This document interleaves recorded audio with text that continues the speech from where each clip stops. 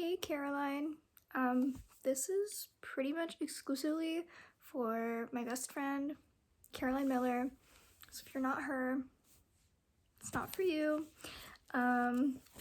So this video is inspired by this all-consuming passion that has become the main focus of my life in the past week,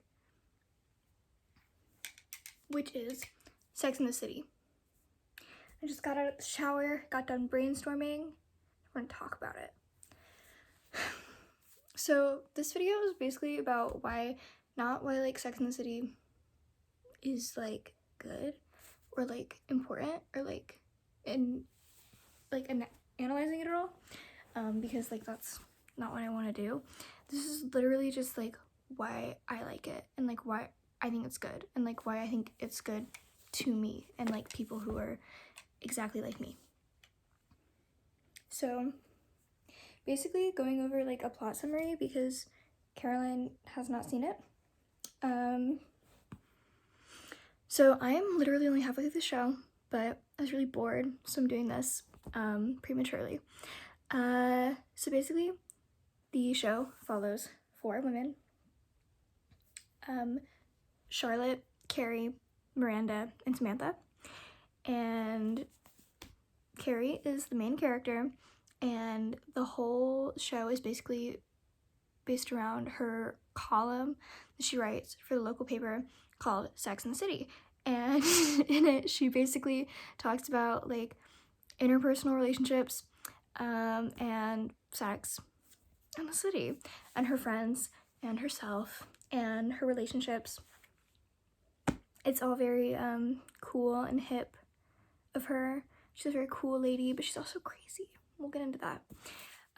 So yeah, and first season is in 1999.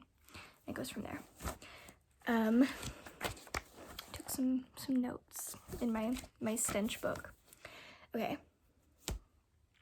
Sex and the City, a video essay entitled "And Then I Began to Wonder."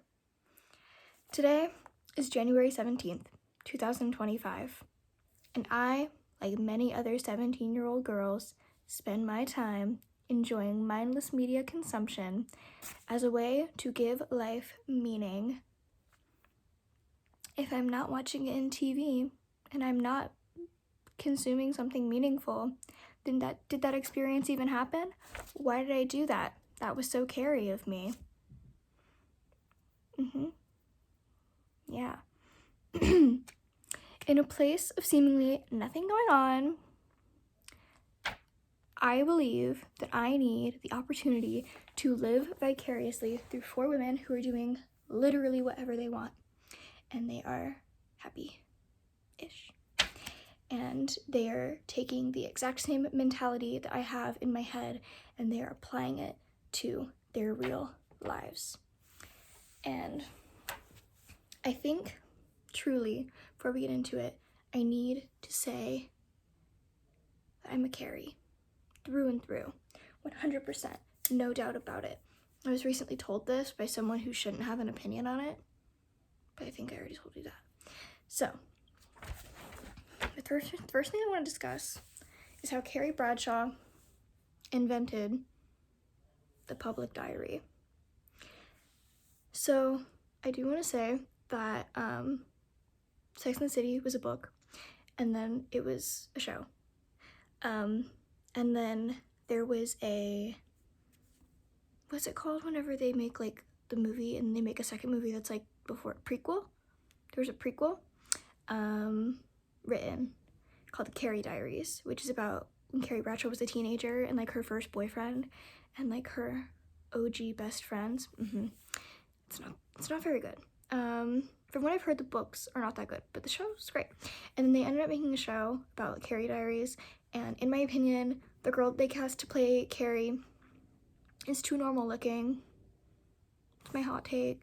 So basically, it is like in the canon that like Carrie's column is a diary for her, and it reads like a diary, and most of the show is her narration and she is very much living her life with like a mental diary and also a physical one that is published to all of New York City, which is super cool and hip of her. But basically, I think that the reason that women are drawn to this specific aspect is because there's this desire to have everything interesting known, and for people to know that you're interesting, and for like people to know that like your downfall is not here, and like you want people to know like the funny thoughts that you're having and like your colored commentary on the things that are happening in your life, because you want this kind of faux vulnerability that you can lay out for the world that is also it's very curated, but it feels raw despite there being, you know, a lot of bias and things left out. But having this, you know, this way of curating your image, and I think that that is the modern day Instagram story. As you know, I am a serial Instagram story poster, currently have like 3 selfie dumps up on my Instagram story, and that's because I want attention. That's what Carrie Bradshaw wants too. I don't know if you, like, she wants attention, that's why she looks like that. And heavy on Carrie Bradshaw, I think the reason that people feel connected to her, so getting onto the, like, anyone who watches the Sex and the City is going to have the who am I conversation. Am I a Carrie? Am I a Samantha? Am I a Miranda? Am I a Charlotte? You know? And I think that the reason that anyone would gravitate towards being a Carrie, other than being like colorfully dressed and having like curly hair, would maybe just truly be that your decisions are bad. Like, Carrie does everything in a way that you know that she writes about her life and she's getting plot material. She literally invented doing it for the plot. Like, and so everyone who relates to Carrie, identifies as a Carrie, has a Mr. Big. And I know that whenever I brought this up to you, you were like, to you, Caroline, you were like, well, I famously do not have a Mr. Big. Here's the thing. Mr. Big doesn't even have to be like a guy that you keep going back to, you let manipulate you. Like, definitely can be that, like, trust. That I've been there, we've discussed plenty. But it can also be just like, I don't know, like a thing that you do, or like a way that you act, and it's like something that consumes your life in a way that is unhealthy, and like, I don't know, the whole world is spinning, but Big's moving to Paris. Let's talk about it. And then also just getting into like each character, what is good about them other than Carrie. So Charlotte, I believe, is the least relatable character, because if there's anyone in the show who is closest to having this like very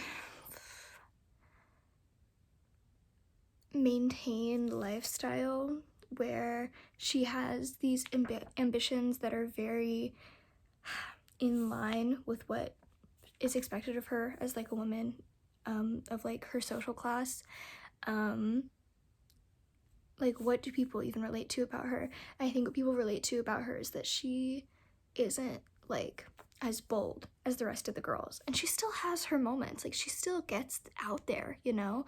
Like, she has just as many sex scenes as everybody else. Don't let it fool you. But I don't know, I think it's also just like Charlotte she's the pretty one. She is the pretty one. I think that anyone who thinks they're a Charlotte thinks they're the pretty one, but we don't have to talk about that. Samantha, she encompasses sex appeal. That is her thing. And so anyone who feels like a Samantha either feels sexy or wants to feel sexy. Feeling like a Samantha is about feeling like I could go out and I could just be happy. I could just go out and I could feel myself. It's not even about having sex. It's about having the state of mind that she has about sex. Because Carrie has sex, Miranda has sex, Charlotte even has sex, but Samantha does it in a way that is so crazy compared to everyone else. Like she's going out, she's saying, I want a big cock, and she's going out into this world and she's doing it, and that's fucking awesome. And so everyone wants to be Samantha. They want to, and like, so anyone who doesn't want to be Samantha is like, I wouldn't want to be Samantha. She's like a hoe. Whatever. Sometimes that's what you want. Sometimes you're like, I haven't been a hoe in a while. I need to be a Samantha right now. And then Miranda, in my opinion, is the most balanced character. Because while Charlotte has the most controlled ambitions, technically, she also goes about achieving them in really erratic ways that causes her a lot of anxiety, whereas Miranda is very goal-oriented and career-oriented, and whenever it comes to relationships, when they don't work out, she just moves on. And I think that people think of her as very cynical, and she is, but that's important for her and her character. And I love her. And also, let it be known that the main appeal of Sex and the City, other than, I don't know, is relatability and honestly, sex. It makes things interesting. I don't know, like, you'll never catch me complaining about like a random sex scene in a show because I wasn't paying attention and now I am. So, why is it funny? First of all, there's a lot of little jokes. You're not gonna get a lot of like bits. Like it's a sitcom, but it's not like Seinfeld, obviously. I don't know. I think my biggest beef with the Carrie Diaries is that it felt like a sitcom in a really weird, like disingenuous way that I didn't love. But the thing is that a lot of the humor is just in the dialogue, and there's not really any laugh out loud moments in the show other than like, I don't know, like a weird like sexual quip, like a sex scene that like goes horribly wrong or something, which there's plenty of.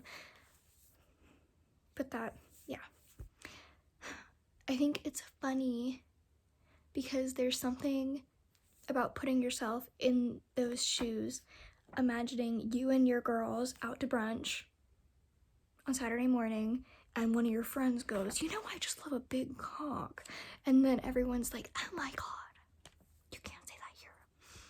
That's funny. It's funny to me. I thought it was funny. And then so I think that the reason that everyone can identify with a character, and this is my final point and then I'm done, is because every single girl feels like there's something wrong with her and feels that she is like, has like a quirk that's like unforgivable or like so like overwhelming. Like no girl just feels like a completely normal girl. Everyone's like, I'm low-key a freak, you know? And that's not fair, like, but it's true. And so I think that whenever Big and Carrie break up for the second time and he moves to Paris and then he marries Natasha, completely different from all the girls. She's 25 and she's, you know, super like affluent and cool and like put together and pretty and thin, and she's just like everything that they want to be that they aren't or never were. But the thing is, nobody is actually Natasha, not even Natasha.